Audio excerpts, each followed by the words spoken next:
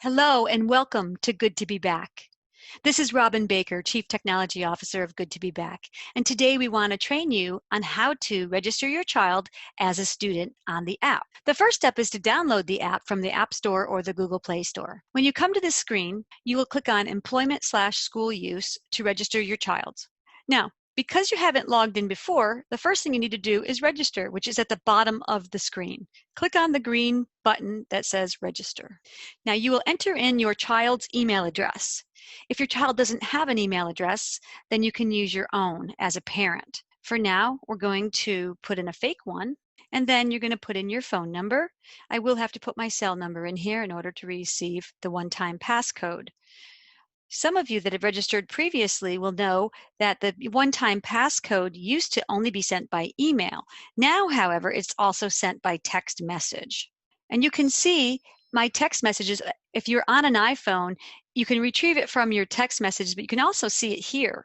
So now I can put it in without going to my email address, which makes life a lot more simple. You'll notice that the message at the top of the screen says that we send the OTP to you by email address. We will update this text so that it says email address and text messages. It may also say SMS, which means text messages.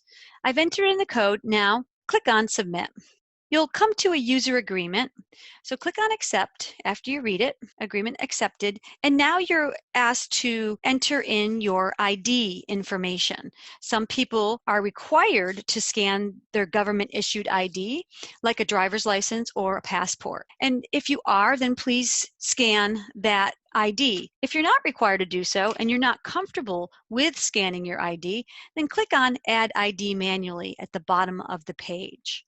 If you want to scan your ID or you're required to, then click on the gray button in the middle of the screen. I will scan my ID now. You'll notice that my phone turns into a scanner. And here's my ID. I'm going to scan it vertically. And then you're going to see all my information here. I also want to take a picture of myself or select one from the gallery. So I'm just going to go into my selfies and I'm going to find one where I look pretty good. And I'm going to choose it. And because I've used my name so many times, I'm actually going to change my name.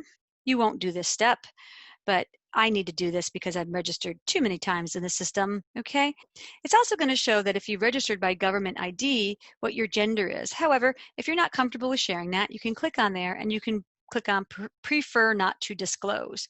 Now, I'm going to change my birth date to show that I'm a minor. That way you can see what it looks like when you register your child. So you'll see that I'm very young.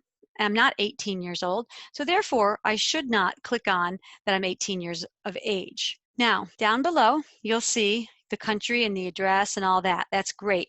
You do need to enter in your time zone. There's a few reasons why. One is that the company that you're linked with or the school that you're linked with may send you notifications, and we want to make sure that your notifications come to you appropriately. For example, if the company or school you're linked with is in New York and you live in California, we don't want a notification that goes out at 7 o'clock a.m. in New York time to come to you at 4 a.m. So the system will adjust according to whatever you set your time zone to. So going further, we are going to change my driver's license here because I've used it so many times in the system. But the important thing is, when you're done, click the green circle at the bottom right of the page. Now, immediately you're going to get a notification that says you have not indicated that you're 18 years of age or older. Therefore, it's required that a parent guardian complete your registration process. Click on the close button at the top right of the screen to continue this registration as a parent or guardian. I'm clicking on that. And then I'm going to go ahead and add my parent or guardian. So we'll say Joseph Blake is my parent or guardian. JB, Joseph Blake, something like that. And Joseph Blake's phone number, we'll just put in his cell phone.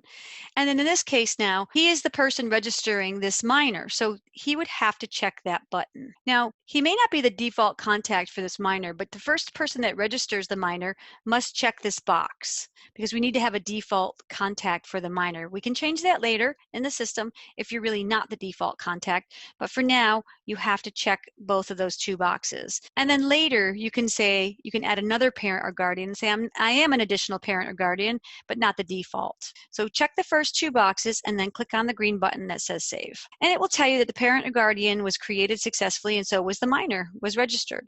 And now we're all done with that, except we have to hit the save button at the bottom of the page. So another thing that we want to do is we want to make sure that after your child is registered and the parent guardian is indicated, then the next step is to go to Link Me. So we're going to click on Link Me, and we're going to put in the company code. This company code will be provided to you by whichever company or school you are registering with. So when you come to the Link Me page, you're going to link to the business, school, organization, or event that you want to connect with. Those organizations will give you a company code. Now, each code is very unique to each organization, and it is case sensitive. So if they send you a code like this and there's an uppercase C and an exclamation point, then that's exactly how you have to enter in the code. Once you enter in your code, click on Next. The code will be verified, and then it's going to ask you your user type. If you are registering your child, then what you want to do is click on Other, and then it's going to say Other User Type, and the next field, you're going to click on that, and you're going to click and select Student. Remember, if you're a parent registering your child, you are registering your child in their name with their identification as a student. Okay, so now we're going to click on Done. If you don't have a student ID number, you can put in your email address in here again, whatever you want. It should be one that you're currently using, just as long as it's a valid email address, or again, your user ID, like a student ID. If you don't have it, you put in an email address. And additional information is just optional. Click on Submit. Now it tells you you've been linked to that company, organization, or school, and immediately you are denied entry only because you have a little more work to do, which means you need to do your daily check-in and you need to add your test results if they are required. After you link your student to their school, the next step is to click on Daily Check-in. After you link to that organization, the questions you are about to see are driven by what your organization wants to ask you.